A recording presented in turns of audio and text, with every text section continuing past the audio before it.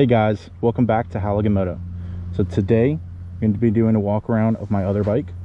This is a 2022 Road Glide Special. This was actually, I got this one before the lowrider, but I favor the lowrider a little bit better for hopping around town. Quick story how I got this one. I ended up buying a 2018 Road Glide Standard. It was in wicked red, beautiful bike. I'll post a picture of it. But the motor ended up blowing up within me owning it for 200 miles. So at first the dealership said they weren't going to fix it, and then they were going to fix it, and then they finally ended up fixing it. And then when I went to go pick it up, the motor blew up on the test ride again. So I pretty much sat down with the dealership. I was like, I want one of two options. I either want my money back and I'll just go buy a bike somewhere else, or I want a brand new bike. And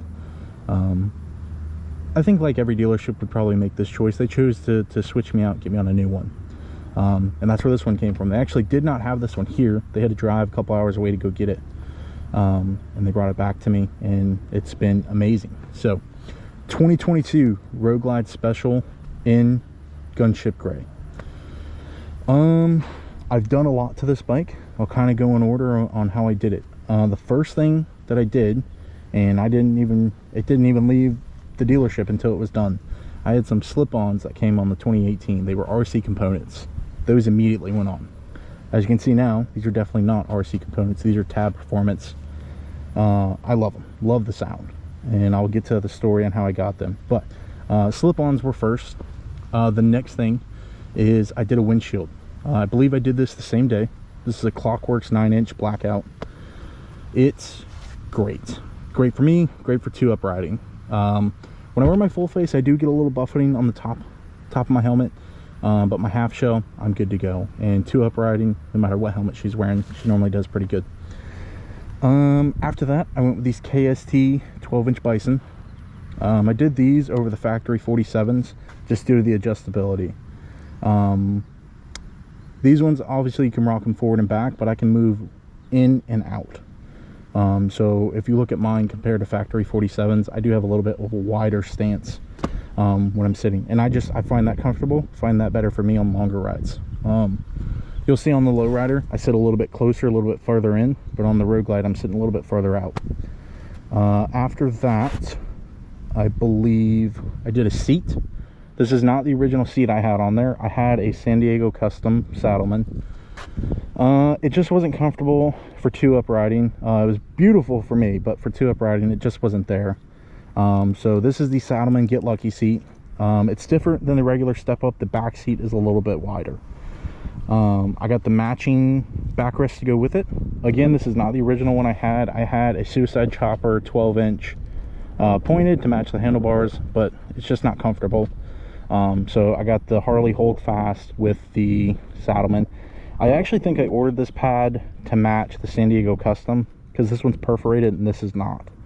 But I mean, it's still got that diamond stitching, so it matches.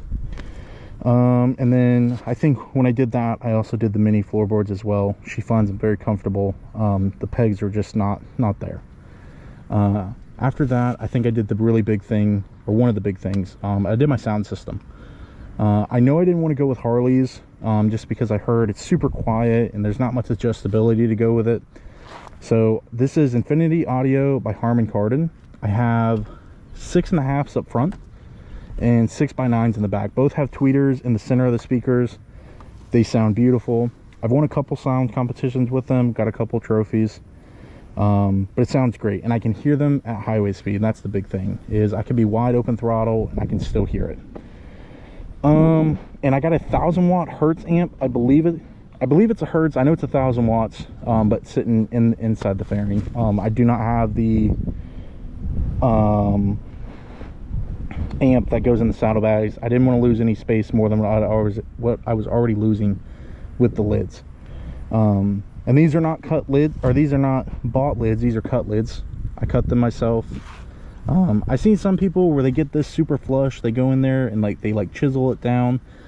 To me, it didn't matter. They hold pretty good with water. I do get a little bit of leakage, but it's not like my bags fill up with water. The next thing is the cam.